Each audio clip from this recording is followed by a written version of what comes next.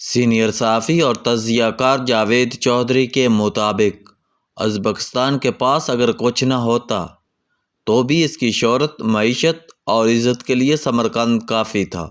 ازبک زبان میں سمرقند کا مطلب ملاقات کی جگہ یا میٹنگ پیلس ہے۔ یہ شہر 2760 سال پرانا ہے۔ یہ ماضی میں سلک روٹ کا بڑا جنکشن تھا۔ یہ شہر سنٹرل ایشیا کے پرفضا ترین مقام پر بنایا گیا اور یہ تاریخ کے تمام بڑے فاتحین کی گزرگاہ تھا۔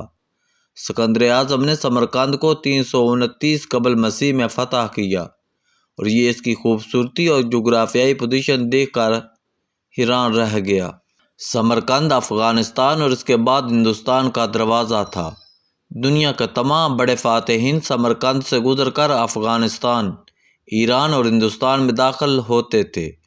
نبی رسالت مآب صلی اللہ علیہ وآلہ وسلم کی رحلت کے بعد حضرت قاسم بن عباس سمرقند تشریف لائے اور سنٹرل ایشیا میں اسلام کی اشاعت کا آغاز کیا۔ حضرت قاسم نبی اکرم صلی اللہ علیہ وآلہ وسلم کے چچا حضرت عباس کے صاحبزادے بھی تھے، آپ کے کزن بھی، اور آپ ہی وہ شخصیت ہیں جنہوں نے نبی اکرم صلی اللہ علیہ وآلہ وسلم کو لحد میں اتارا۔ سمرقند کے گستاخوں کو حضرت قاسم کی تبلیغ پسند نہ آئی، لہذا انہوں نے آپ کو عین نماز کے دوران شہید کر دیا۔ آپ کا سر مبارک تن سے جدا کر دیا گیا، لیکن جب تدفین کے وقت سر مبارک جسم عطر کے قریب رکھا گیا اور آپ کو لحد میں اتارا گیا تو آپ کا جسد مبارک غائب ہو گیا۔ سمرقند کے لوگوں کا خیال ہے حضرت قاسم بن عباس ابھی تک زندہ ہیں، لہذا یہ انہیں شاہ زندہ کہتے ہیں۔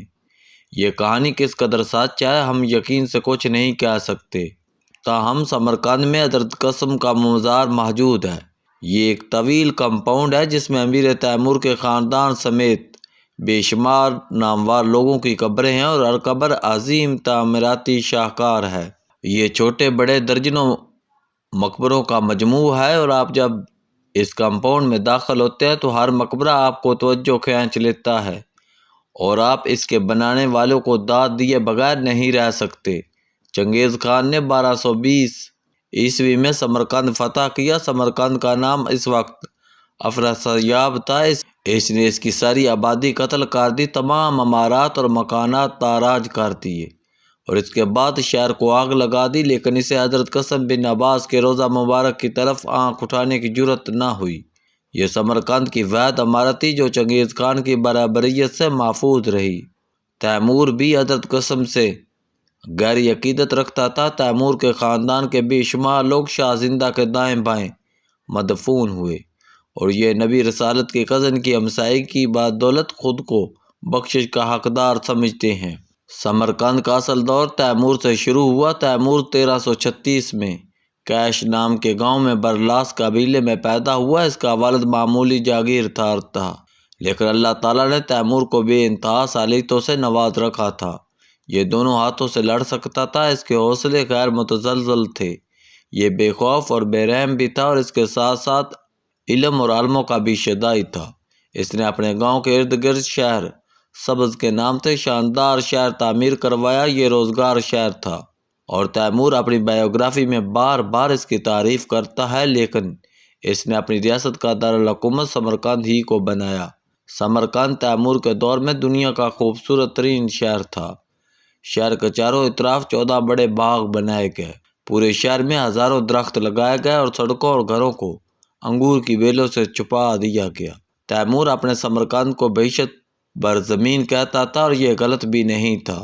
تیمور کی سلطنت روس سے دلی اور آذربائیجان سے لے کر بغداد، شام اور قاہرہ تک پھیلی تھی، لیکن سمرقند اس کی جان تھا۔ تیمور کی 12 بیویاں اور 4 مرد بچے تھے۔ یہ ایک دن شطرنج کھیل رہا تھا، اس کے ہاتھ میں شاہ تھا۔ عین اس وقت اس کی لونڈی اندر آئی اور اسے بیٹے کی ولادت کی خوشخبری سنائی۔ تیمور ہاتھ میں پکڑے شاہ کی طرف دیکھا اور اسے بیٹے کا نام شاہ رخ رکھ دیا۔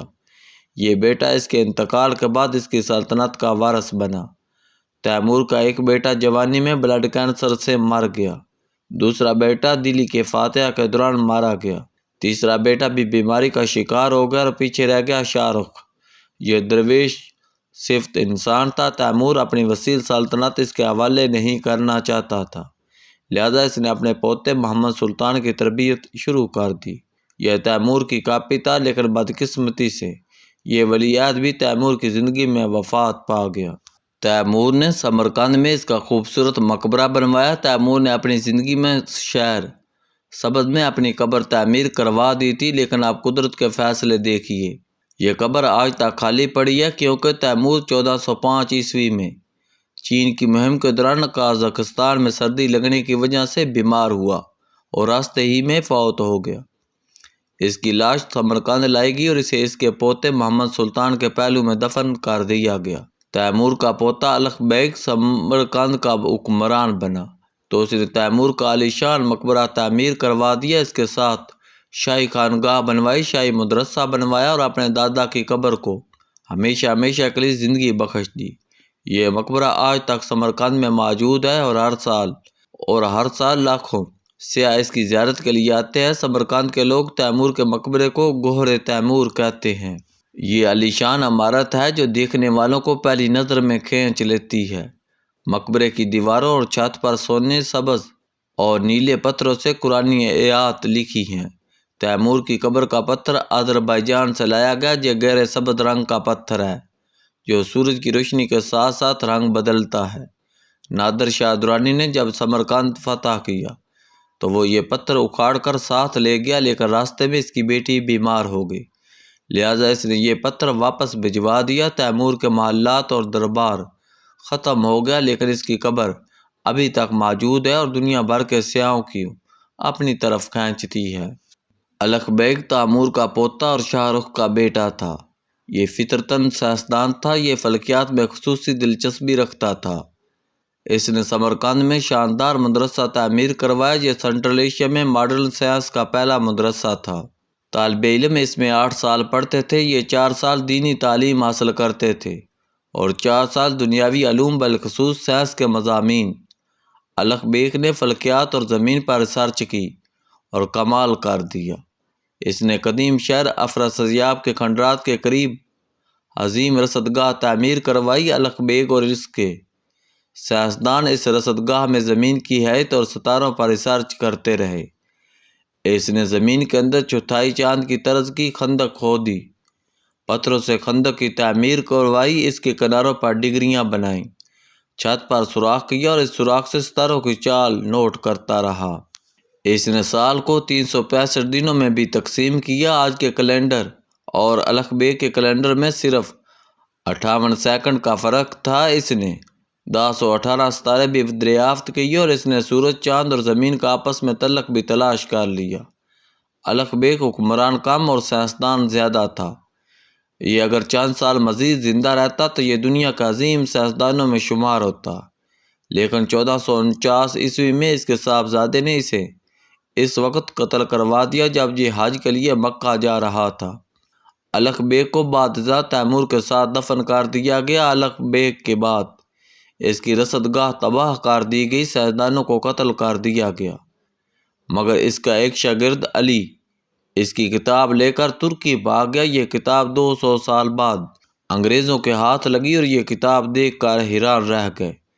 آکسفورڈ پریس نے 1665 میں یہ کتاب شائع کر دی اور یوں الغ بیگ کی ریسرچ نے دنیا کو حیران کر دیا۔ 1900 کے شروع میں روس کے ایک آرکیالوجسٹ نے اس کتاب کی روشنی میں الغ بیگ کی رصدگاہ کے مقام کا تعین کیا، کھدائی شروع کروائی اور اس نے مٹی میں دفن رصدگاہ تلاش کر لی۔ یہ رصدگاہ آج بھی موجود ہے اور دنیا اس کا نظارہ کر کے حیران رہ جاتی ہے۔ ہم 16 فروری کو الغ بیگ کی رصدگاہ میں گھوم رہے تھے۔ میں نے اپنے روسی گائیڈ کو الغ بیگ کی کتاب دکھائی اور اس سے سوال کیا۔ تیمور کے درجنوں پوتے اور نواسے تھے، لیکن تاریخ صرف الغ بیگ کو جانتی ہے، کیوں؟ اس نے کندھے اچکا کر جواب دیا، آئی ڈونٹ نو۔ میں نے عرض کیا، صرف اور صرف اس کتاب کی وجہ سے۔ الغ بیگ تیمور کی نسل کا وحید بادشاہ تھا جس نے فلکیات کے علم میں اضافہ کیا اور اس اضافے کو کتاب کی شکل دی، لہذا یہ اپنی اس چھوٹی سی کتاب کی وجہ سے آج بھی زندہ ہے، جبکہ اس کے باقی تمام بھائی اور کزن اپنی اپنی سلطنتوں کے ساتھ دفن ہو چکے ہیں۔ میں نے اس سے عرض کیا، کتابیں سلطنتوں سے زیادہ مضبوط ہوتی ہیں، سلطنتیں، ملک اور ان کے حکمران ختم ہو جاتے ہیں، ان کی قبروں کے نشان بھی مٹ جاتے ہیں، لیکن کتابیں خود بھی زندہ رہتی ہیں اور یہ اپنے مصنفین کو بھی زندہ رکھتی ہیں، اور الخ بیگ اور تیمور دونوں اس کی زندہ مثال ہیں۔